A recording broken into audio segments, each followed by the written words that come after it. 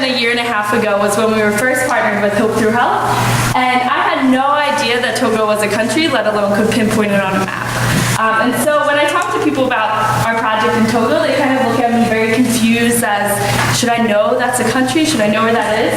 But when I tell them it's right next to Ghana, everyone immediately knows where that is. And I just want to emphasize that there's a reason for this. And it's because while Ghana has received a lot of aid, Togo has kind of been its unforgotten neighbor. And there's many reasons for this. One of the reasons really is Togo had some political instability in the past. We also think it's francophone, it's not interesting in terms of conflict, and as a result, it's kind of been forgotten about. And there's many countries throughout Africa that falls into this as well. But as a result, Togo's infrastructure is simply non-existent. Its roads are terrible, and as a result, a lot of people just lack access to public health services. So I think if you look at this number, 70% of people in Togo lack access to health service, which is just a shocking number. And so that's where the story of the organization that we work with comes into place. And so we work with a grassroots health organization in Togo called Association Espoir pour Demain, which means Hope for Tomorrow in French. And their story starts about a little more than 10 years ago. A group of about 60 HIV-positive individuals living in the north of Togo banded together because they were simply infuriated by the fact that there was no HIV services for them whatsoever. And in the first year, there was about 60 of them, and by the end of the first year, there was only about 40 left because this disease was really just devastating the community, and they had no healthcare services for them. And so this is kind of where a Peace Corps volunteer named Kevin Fiore came in, and he was positioned to work with the clinic. And he worked with them to try and get resources, but simply organizations were not interested in coming into Togo. They said the numbers were too small, it's too corrupt in Togo, we can't work there. And so he was like, you know what, we're going to start an organization ourselves. And so he founded Hope Through Health, which is a US-based nonprofit that works directly with this organization to help them provide services for HIV patients. And so where we come in, GlobeMed at MIT, is we've really asked what are the resources and skills that we have that can help our community partner? And what are some of the gaps that we can fill? And you might not be surprised, but our focus has been technology. Here at MIT, we have so many resources available, as well as students who are passionate about technology and about helping others. And so Sherry will talk more about our projects. So we focus primarily on devising and implementing a strategy for data management. So what exactly is the problem? So when we first partnered with Hope Through Health a year ago, it was last September, their main way of recording any patient information was paper-based. So it was just a bunch of binders, folders. So for example, the pharmacy, they just had one giant binder. Each sheet of paper was for every single drug they had. And when a patient came by to the pharmacy to pick up their drugs, their prescription might have 5 or 6 or 10 different drugs. They would have to flip through and then find the page of the drug, manually, calculate, subtract from the stock how much they were taking for that patient, and go and get the drug. And it was very inefficient. Having paper-based records, as you can imagine, you can't analyze data so you can improve in the future. You can't have data-driven, like Peter was talking about with this presentation. Data-driven decision-making is really important in any healthcare institution. And it was just impossible to retrieve patient information. You couldn't check out, what patient X took from the pharmacy on a given day. So it wasn't patient-centric. It wasn't safe for the patient. So Hope Through Health came to us this problem. And so how did we, fast forwarding to today, currently they are inputting data using Microsoft Excel workbooks across each department. So this obviously isn't perfect, but it's a huge milestone and improvement because now each department is able to analyze data with Excel instead of paper. And now they're currently in the process, we're working with them to implement a Microsoft Access database that can merge information across departments into one central location. And we're also working to implement a mobile data tracking technology called Compare. Actually, it's developed by a company that was founded from MIT alums called Damagi. And it's basically a set, you can create forms to input patient data via cell phone. And this is going to be used primarily by their community health workers, which are basically clinic staff that go to visit patient homes and check that the patients are doing okay and ensure that they're taking their antiretroviral medication properly. And this ensures that patients that can't make it to the clinic for stigma or financial reasons are receiving attention that they need. So how did we get to this point in just less than a year? So first we needed to get computers. The clinic did not have computers, so that was a big problem.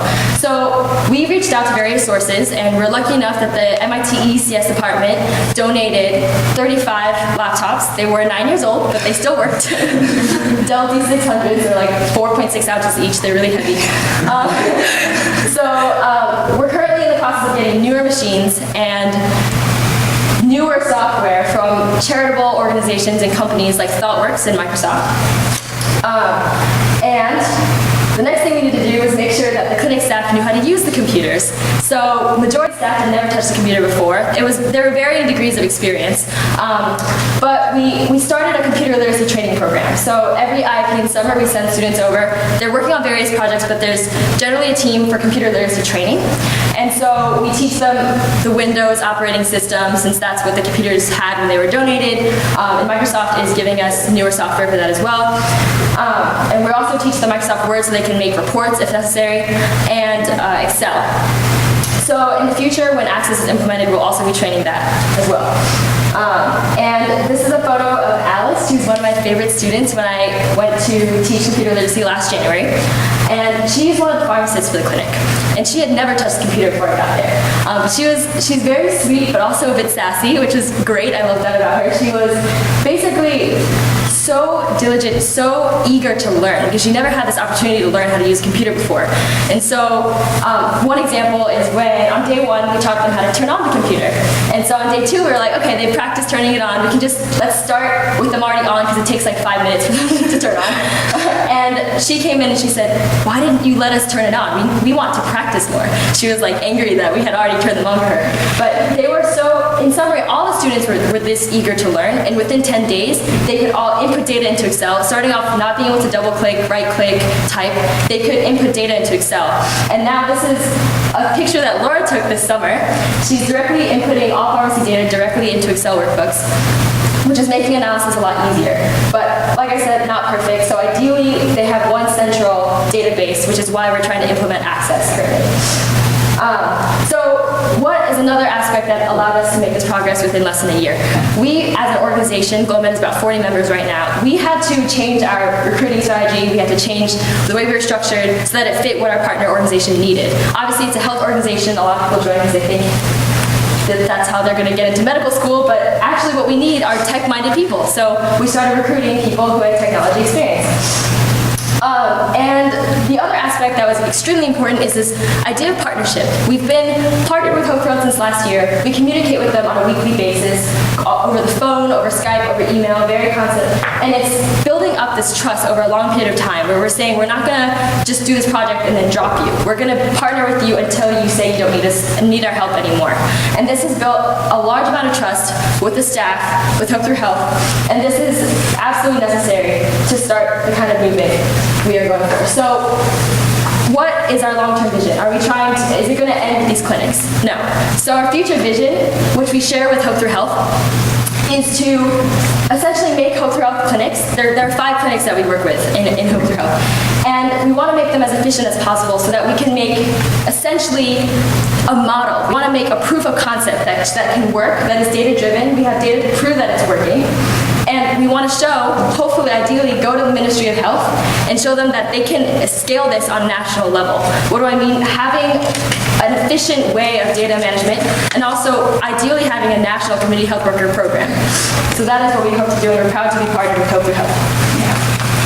So just to conclude, I think what really makes our organization great and what really positions MIT students to do the work that we do is that, one, we have so much access to resources here on campus, both knowledge, and then secondly, there's plenty of students here who really have the skills and the tech mind to do these projects. And then lastly, a lot of students here are passionate and want to help in a way that's sustainable, but just don't know how. And so the last slide is just a slide of the clinic. And really over the past year, this has been kind of what our vision of hope really is. And when we went to Togo, the founder of Hope Through Health was also there. And he said something that I think really resonated with us, and that's, if you come here to change the system, you're not going to. You're going to fail. Meaning that we can't just come in as outsiders into a community that we don't know and that we have no idea their cultural norms and what their day-to-day life is. But partnering with this community, we can have a sustainable change and hopefully change the future of healthcare for Togo.